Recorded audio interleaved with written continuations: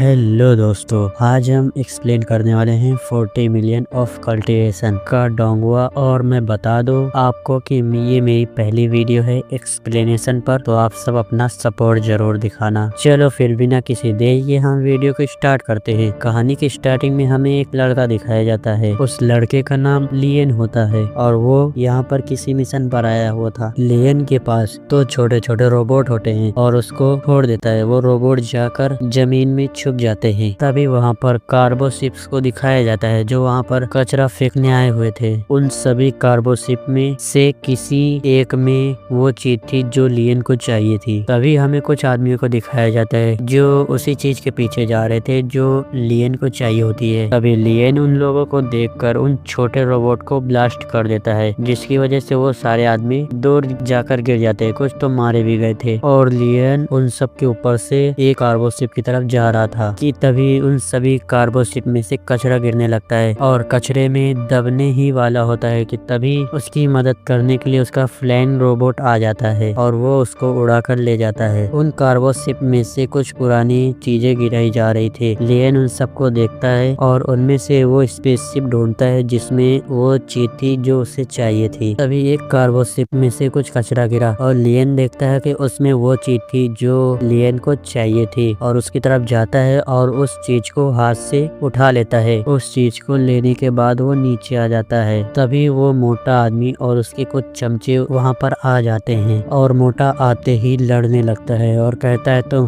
हमेशा हमारे काम में टांग अड़ाते हो बेवकूफ कहीं के। ये सुनकर लियन उसको शांत कराते हुए एक डिवाइस देता है और कहता है इसमें 5000 पर सेकेंड आता है। ये बहुत ही एडवांस है। मैं चाहूँ तो इसको $4000 में बेच सकता हूँ। अगर तुम चाहो तो मैं इसे फ्री में भी तुम्हें दे सकता हूँ। हालांकि थोड़ा सा टूटा हुआ है लेकिन ये काफी अच्छे दामों पर बिक जाएगा। उस मोटे आदमी को ये सौदा काफी ज्यादा पसंद आया होता है, इसलिए वो उसे मंजूर कर देता है। वो मोटा आदमी कोई और नहीं, कबाड़ी था एक। उस कबाड़ी वाले को उसके फायदे की चीज मिल गई थी, इसलिए वो लियन से कुछ भी नहीं कहता। वो वहाँ से जाने लगता है। जाते हुए वो अपना अंगूठा दिखाता है। मैं आशा करता हूँ कि तुम्हारा हंटर इवेंट बहुत बढ़िया जाएगा। 9 रेजर स्कूल में तुम्हें एडमिशन मिल जाएगा। मुझे लगता है वो कबाड़ी वाला लियन को जानता था, इसीलिए वो वहाँ से चला गया। और यहाँ पर लियन कहता है उससे ज्यादा अच्छी चीज तो मेरे पास है। बेवकूफ बनाया, मुनाफा कमाया। तभी हमें एक बूढ़ा आदमी दिखाया जाता है जिसके आंखों पर कुछ रोबोट लगे हुए थे। लियन उस बूढ़े आदमी के पास आता है और वो चीज दे देता है जो उससे कबाड़ में से मिली हुई थी। और फिर वो बूढ़ा आदमी डिवाइस को लेकर उसको देखने लगता है और लियन और बाकी के रोबोट्स को देखने लगता है और कहता है इस बुढ़े ने तो कबाड़ नहीं खजाना बटोर रखा है। वहीं वो बूढ़ा उस डिवाइस को देखते हुए कहता है इसकी क्वालिटी काफी अच्छी है और वो मटेरियल को देखकर खुश हो जाता है। तभी वो बूढ़ा आदमी कहता है तुम्हें तुम्हारे पिता की तरफ से क्राफ्ट मिल हासिल हुई है। तुम्हें ये काम बहुत अच्छे तरीके से आता है। तुम तो इसमें मास्टरी हासिल कर चुके हो और मैं चाहता हूँ कि तुम इन जगहों पर अपने टैलेंट पर काम करो। और लियन कहता है आप इन सब बातों को छोड़िए और मुझे इसकी कीमत बताइए। तभी वहाँ पर से कार्गो शिप गुजरने लगती है और वो बूढ़ा आदमी कहता है ये कार्गो शिप यहाँ से कितनी बार गुजरती है। तो लियन कहता है इसमें मेरा ही फायदा है, आप मुझे बिना कोई बकवास के इसका प्राइस बताइए। ये सुनकर वो बूढ़ा आदमी कहता है अरे छोटे लड़के थोड़ा सब्र तो रख, उस चीज की प्राइस है 9500। अरे कोई बात नहीं, आप मुझे 9000 दे दीजिए। और लियन के हाथ में लगे हुए डिवाइस और बूढ़े आदमी के हाथ में लगे हुए डिवाइस को टच करता है और पैसे ट्रांसफर हो जाते हैं। लियन कहता है बाकी के बचे हुए पैसे आप मेरी तरफ से अपनी पत्नी को गिफ्ट में दे देना। ये कहकर वो वहाँ से जाने लगता है कि तभी वो बूढ़ा आदमी उसे रोकते हुए कहता है अरे छोटे बच्चे, अभी तुझे ये सब करने की जरूरत नहीं है। यहाँ पर तुम्हारे पिता भी नहीं है अभी और मैं चाहता हूँ कि तुम यहाँ पर सबकी उम्मीदों पर खरे उतरो और बहुत ज्यादा मेहनत करो। और तुम कबाड़ी वालों से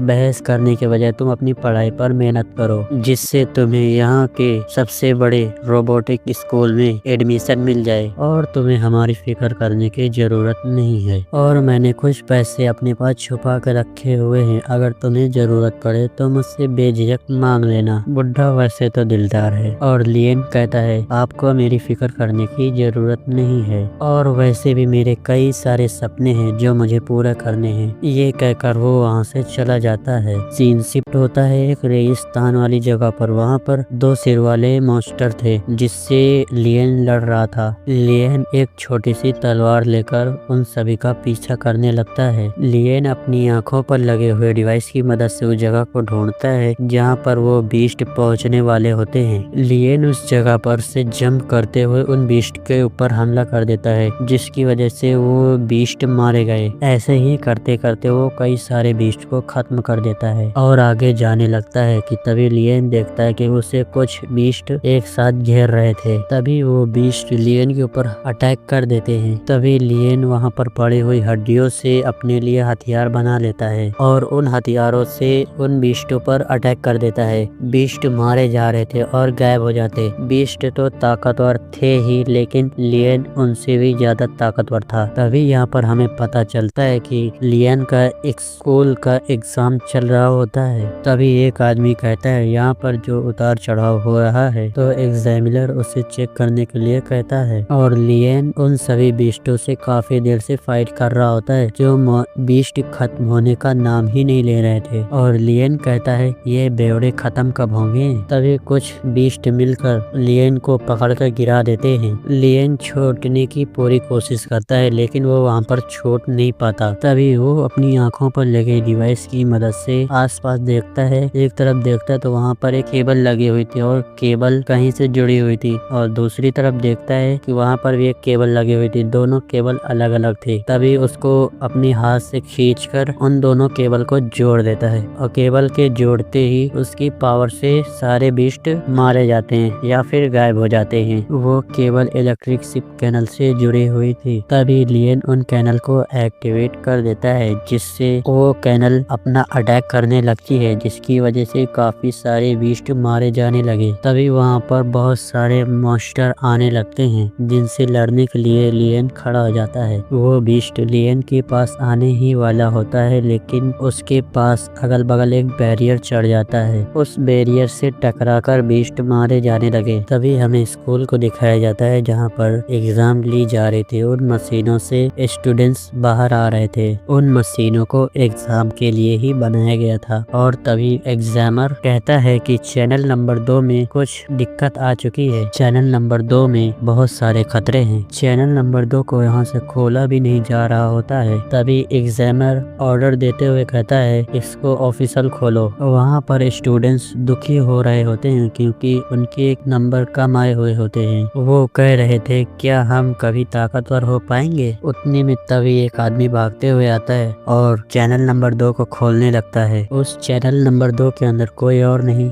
बल्कि लियन होता है। वो आदमी बताता है लियन का बहुत अच्छा स्कोर हुआ है। लियन का स्कोर 530 होता है। वो इस स्कोर के साथ 5वें नंबर पे होता है, सॉरी 7वें नंबर पे होता है। तभी एक मशीन खुलती है और उसमें से लियन बाहर आता है। उसके दोस्त उसे देखकर बहुत खुश हो रहे थे। वो सभी लोग ऑर्डिनरी क्लास के स्टूडेंट्स होते हैं। वो सभी लोग बहुत ज्यादा खुश हो रहे थे। तभी वहाँ पर एग्जाम के रिजल्ट अनाउंस होता है लेकिन वहाँ पर लियन का कोई भी नाम नहीं था। उन नाम में सिर्फ एक क्लास के बच्चे होते हैं जो बहुत ही अमीर फैमिली से आते हैं। इसलिए लियन लड़ाई में तो अच्छा था लेकिन जब डेवलपमेंट डिग्री से उसे मिलाया गया तो उसका स्कोर बहुत ही कम था। और जो पहले नंबर पर था उसका नाम लियन था और वो लगातार चैंपियनशिप जीते हुए आ रहा था। दूसरे नंबर पर एक लड़की थी, डेवलप स्कोर 17 थी। इसी की वजह से वो लड़की नंबर 2 पे आई हुई थी। तभी लियन के दोस्त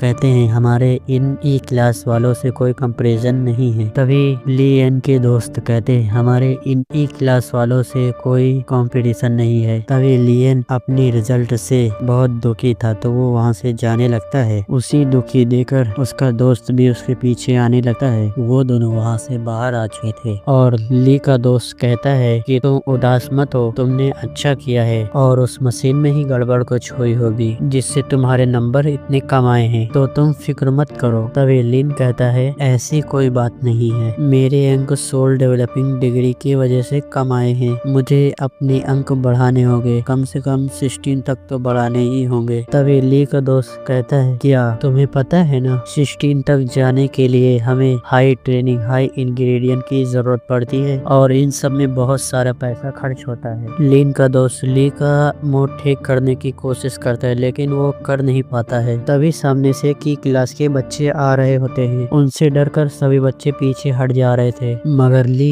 उन सब बातों को सोचते हुए आगे जा रहा होता है। तभी लियन का दोस्त उसे उसका हाथ पकड़कर साइड में कर देता है और कहता है, तुम्हें सामने से आ रहे हुए लोग दिखाई नहीं दे रहे हैं क्या? उन सभी स्टूडेंट के बीच में की भी था। वो की ली को देखता है और उसे इग्नोर करते हुए वहाँ से आगे चला जाता है। लेकिन ली उन ग्रुप में से एक लड़की को देख रहा होता है जिसका नाम जाओ था। जाओ वही लड़की थी जो टूर्नामेंट के इवेंट में दूसरे नंबर पे आई हुई थी। तभी जाओ ली को नोटिस करती है लेकिन वो उसे इग्नोर करते हुए आगे जा रही थी और तभी अनाउंसमेंट होती है कि सभी बच्चे को ग्राउंड में बुलाया गया है। तभी ली का दोस्त ली से कहता है, तुम उसे इस तरह से मत देखा करो, वो हमारे स्कूल की गॉडेस है। अगर उसकी नजर तुम पर पड़ गई तो वो तुम्हें कुत्ते की मौत मार ही डालेगी, तो तुम उससे दूर ही रहना। और हाँ चलो, हमें ग्राउंड में बुलाया गया है। फिर हमें दिखाया जाता है ग्राउंड को जहाँ पर इंस्पेक्टर अपनी स्पीच दे रहा होता है, जो कह रहा होता है आज से 100 दिन बाद एंट्रेंस एग्जाम शुरू होने वाला है। जाओ किसी से बात कर रही होती है, ये बात की नोटिस करता है और वो देखता है कि लियन भी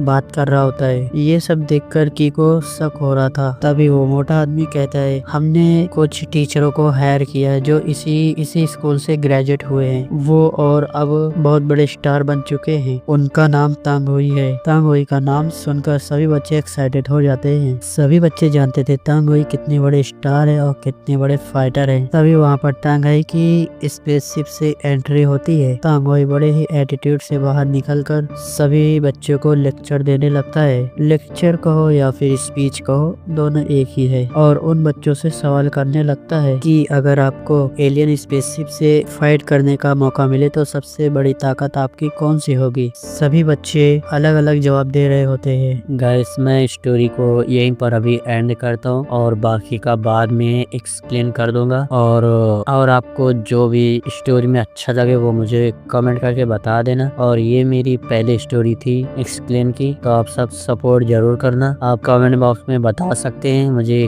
किन चीजों पर सुधार करना चाहिए और आप मुझे सब्सक्राइब भी कर सकते हैं।